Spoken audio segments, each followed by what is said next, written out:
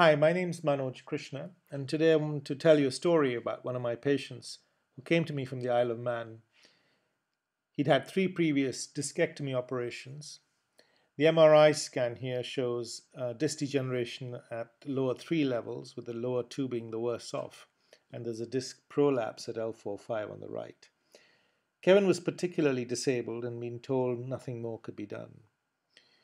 I operated on Kevin and did a posterior lumbar interbody fusion at the lower 2 levels and did a spacer at L3-4. The surgery in these patients is particularly challenging, and I was gratified to get a really good result. As you can see on this X-ray, there are cages in the disc space and screws and rods at the back to stabilize the spine. Here's Kevin telling a story. Afternoon, Kevin. Afternoon. So, how old are you, Kevin? I'm 40 this month. 40. And you've come a long way. Where have you come from? I'm from the Isle of Man. Gosh, that's a really long way to come. So we're 3 months from surgery, and we'll talk about that later. But tell me a story from the beginning in terms of your back problems, because you've had 3 operations before you saw me. I have 3 discectomies before I saw you. Okay. Originally, I damaged my back when I was 12 years old, lifting. And then when I was 23, I had my first operation, discectomy back in the Isle of Man. For 10 years after that, everything went well. Doing everything, motocross, rallying, kart racing, all the things that I shouldn't be doing really. And then back went, had an operation down in London. Everything went well, went back to the Isle of Man, having physio, and somehow my back went again. Had another operation then, another discectomy in the Isle of Man, and I was never right after that. When was your last discectomy? Be 2009, okay. October 2009. And, well, I came to the point where if I had a gun, I would have put it to my head. I was in that much pain. I was lying on the floor for most of the day, 7 days a week. I could walk about 300 yards in pain, but then I had to give up. And my life was over, basically. And you were told nothing can be done? I went to Liverpool. And I saw a chap there, a spinal specialist, and he said there was nothing that could be done.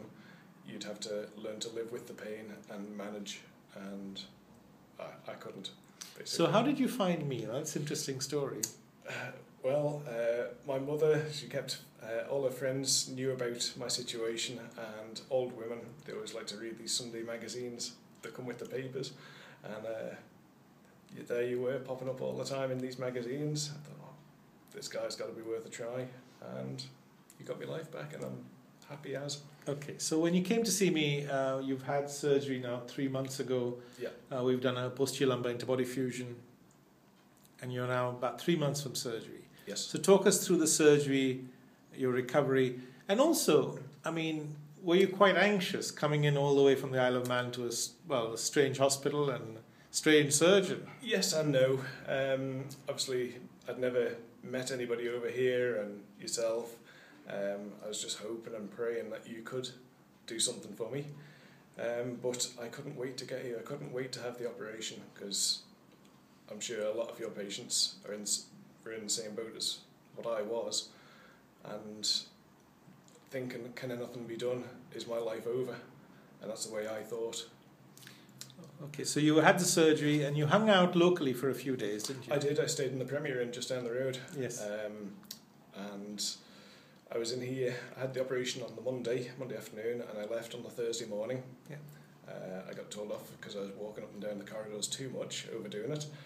But yeah, the first few days, very tender, until I had the staples taken out, back in the Isle of Man, rolling around the bed, things like that, just rolling over. It was very sore, but...